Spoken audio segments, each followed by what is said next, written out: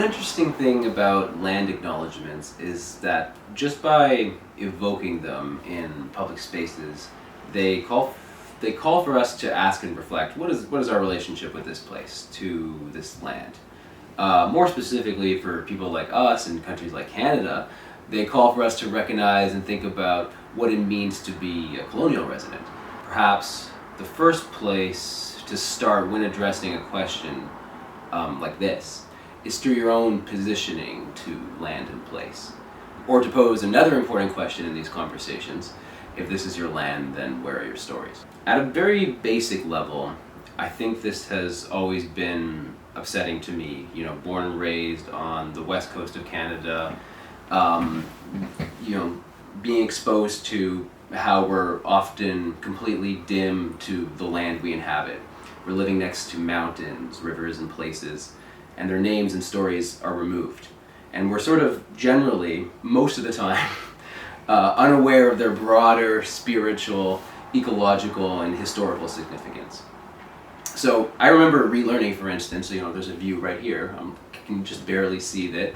I remember relearning the lions. Those twin peaks, visible from most of Vancouver, were the sisters for the local Squamish peoples.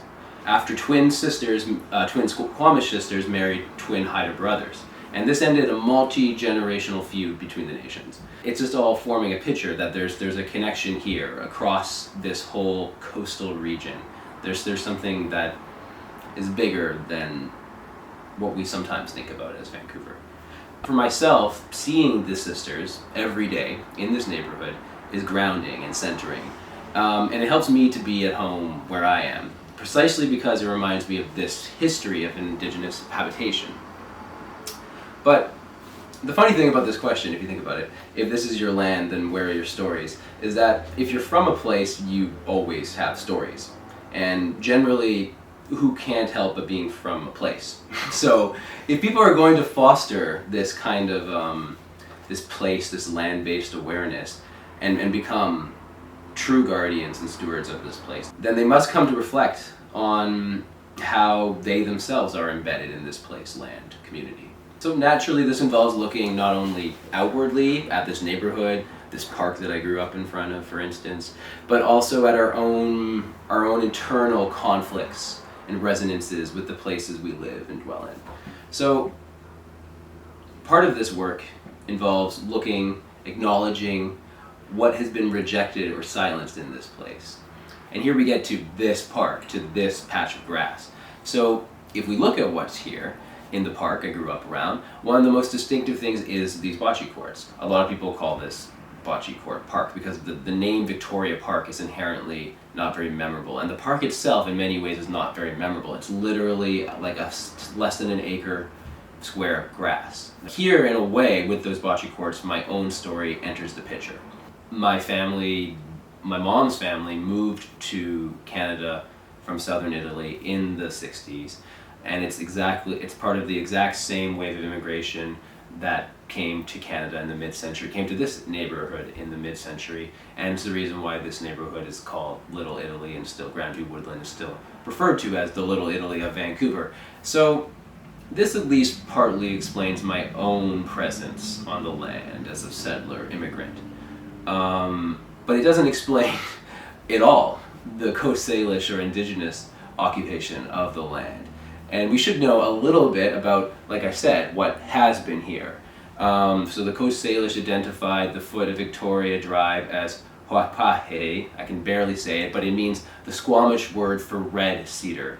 And this entire area, as we looked at, was a big cedar ridge that extended from the foot of Victoria Drive and the saltwater marsh that was at the running up Clark Drive all the way to the peak of the neighborhood, which is 4th and Lakewood. The fact that this was a site of some of the strongest old-growth cedar affected how this neighborhood came to be settled, and it was all about logging. It was all about starting from the tallest peak and dropping and rolling the logs down those big corridors that eventually became our streets to the foot of Victoria Drive, where they could make it to the port. And the whole neighborhood develops around this port economy. We're a suburb of downtown. You take this little streetcar all the way out to our little streetcar suburb, and it's all built around these ports, bringing materials, logs, to these ports. This whole neighborhood is essentially servicing these ports and has a direct entry point to downtown. That's kind of the origins of this neighborhood in terms of Vancouver's like early city planning. And when you think about how this neighborhood came to be, you kind of have to think about that streetcar system. Already a story about Grandview Woodland is emerging. Still very, very incomplete, but emerging. There's little pieces. And already I can kind of see myself here. How I've lived in this place for over 30 years, and I have descendants who live in this place and came to this place for whatever reason. When we start positioning ourselves in a neighborhood like this on a patch of grass, it asks, what does this place, this land demand of me? Which takes us to the second part of that colonial resident question. And there's an enormous complexity here that we won't at all be able to get into. And it has to do with land back movements and Indigenous access and stewardship of land resources and access to commons and rent or other kinds of economic reparations or payment that we can make to local First Nations. There's a whole bunch of topics that fall under that second part of this question, and we can't touch on it yet. But the important thing for now is that as we begin to see ourselves in relation to this place, in this land, we bring our experiences and stories to the fore. Then this tacit question, this colonial resident question that the land acknowledgements point us towards confronting, this takes on a renewed importance and vitality, and we start seeing it as something that we have a role to play in. Yeah, it's funny because it's like I didn't choose to be born in front of this park, but it's interesting that in terms of addressing that specific question, there's already a book about this patch of grass, on this patch of grass, by the famous the Couture Hern family that lives just right around here. When you think about how this neighborhood came to be, you kind of have to think about that streetcar system. It's important. And that's what this book is about, generally. Yeah, that early Vancouver history, yeah.